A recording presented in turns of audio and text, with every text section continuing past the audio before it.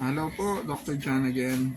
I'm answering one of the questions ng ating viewers na si Anthony. Doc, sa 6 years old boy po, ano ang magandang supplement na? So, sa ganitong age, kasi school age na to eh. School age boy na sila.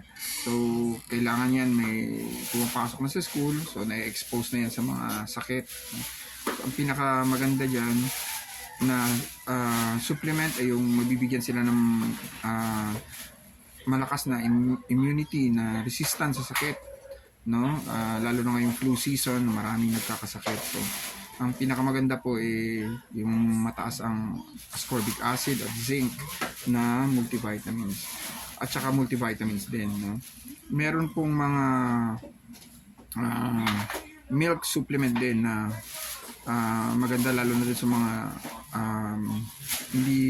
hindi well nourished na mga bata, yung mga undernourished na bata, kailangan ng mga milk supplement, no?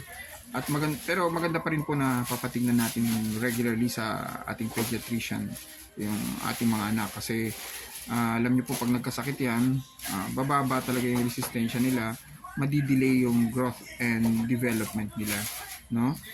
Bisitahin niyo rin po yung mga iba ko pang videos dito.